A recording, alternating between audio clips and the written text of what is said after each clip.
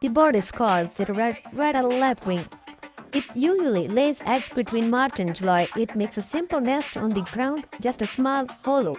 Typically lays 3 to 4 eggs. The eggs are conflict mud colored with spots to stay hidden. Eggs hatch in about 25 to 30 days. The chicks can walk and move soon after hatching. Both parents protect and take care of them. Sometimes it tries to distract predators to keep them away from the nest.